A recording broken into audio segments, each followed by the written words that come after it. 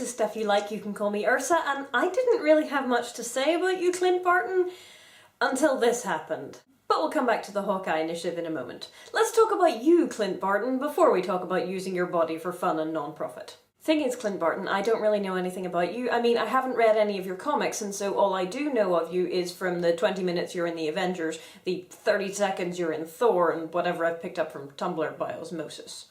I mean, I know that you're a S.H.I.E.L.D. agent, I know that you're an assassin and an extraordinarily good shot, I know that you have history with Natasha and with Coulson, and I know that you love the snark.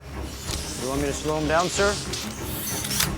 Or are you sending in more guys for him to beat up? Well, that's about it. Hawkeye spends half of the Avengers movie under a mind control spell and features for no more than, a couple of minutes in the other movies, and by the time he comes back to himself we have to go, save the world, which doesn't leave a lot of time for character development. Just like Budapest all over again! You and I remember Budapest very differently. But he's definitely funny, so that's nice, and there were a lot of things we needed to establish in the movie, so his backstory taking a back seat is, acceptable. Clint Barton is not technically a superhero, as in he has no powers, but then again, nor does Batman, and no one is going to argue with him, right? But Clint has something Batman, in his current film incarnations at least, seems to lack. He does what he wants. Yes, he probably has a dark and complicated past, they all do, but he doesn't take himself uber seriously. And that's a wonderful thing, because while none of the Avengers are constantly dark, brooding drama queens, if we ignore the Hulk movies and most of Iron Man 2, which admittedly did have jokes in it, at least, it's nice to have a couple of people on the team who seem to be really, really enjoying themselves. And I'm mostly thinking of Tony and Clint here. They do what they want. Hawkeye, along with Coulson, makes a brief appearance in Thor, and we see that he's, very good with a bow, but we also see that S.H.I.E.L.D. agents are people, and that they're not just a faceless extra-government bureau, that their agents can be clever, thoughtful, funny, human people who just want to do good in the world. Hawkeye is, as a character, very chaotic good. He and Coulson work so well together, I think, because they kind of balance out. You remember last time I mentioned the fanfic? Well, I can think of no better way to sum up Hawkeye and Coulson's relationship than with this quote from Ordinary Workplace Hazards. I wrote your annual report. It pretty much was, no major international incidents were conclusively linked to Agent Barton. That's a definite improvement over last year.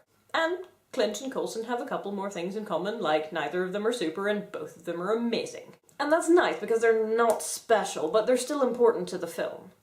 I mean, brainwashed Hawkeye does most of Loki's planning for him, and while he doesn't get a lot in the way of character development, you never feel like he's the odd man out. He takes his place in the Avengers and we feel like he deserves to be there. Hawkeye's also there to provide Black Widow with some humanity. She pushes down her worst fear, the fear of a monster who can't be stopped or manipulated or controlled in any way, and she goes and she beats up on Hawkeye until, he comes back to himself. Tessa? How'd you get him out?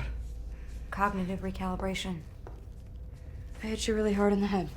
She brings Hawkeye back, and that's an important character moment for both of them, though, admittedly, mostly her. He is her damsel in distress, and that's okay. How many agents did I get? Don't do that to yourself, Clint. He doesn't really get the time for a character arc, because coerced Hawkeye, while still displaying the intelligence and focus of regular Hawkeye, is more a demonstration of Loki's power and the fact that he's as crazy as a loon than any actual meaningful character development on Barton's part. But that's okay, we'll be seeing more of him, and what we've seen of the real Clint so far seemed pretty good. Having said most of the things I want to say about Hawkeye, I now really want to talk about this. So let me tell you a story. Once upon the hours ago Tumblr, an artist redid a comic cover, underneath which she added the caption, "For real though, look me in the eye and tell me which is more likely for these two." And then Ginger Hayes said, "How to fix every strong female character pose in superhero comics. Replace the character with Hawkeye doing the same thing." And then it blew up. Far more than, say, the Escher Girls Tumblr ever has, though that is also excellent and you should go and look at it. But the Avengers are big news right now, so anything with Hawkeye in it is naturally going to be more popular. And also, because it's really, really funny. Gail Simone calls it mocktivism, where you work out your frustrations by making things funny. I mean, come on, his butt sparkles, how is that not hilarious?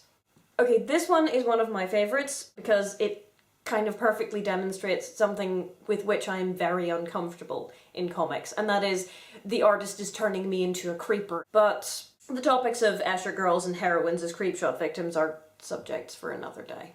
So in my estimation, the Hawkeye Initiative is great because sometimes you need to blow off a little steam and sometimes you can make people laugh and prove a point at the same time.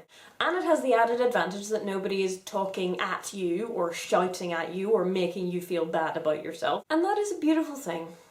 And so, in the vein of gender swap poses, is this. Hope you had a good Christmas, guys. Happy New Year, and I'll see you in a couple of weeks.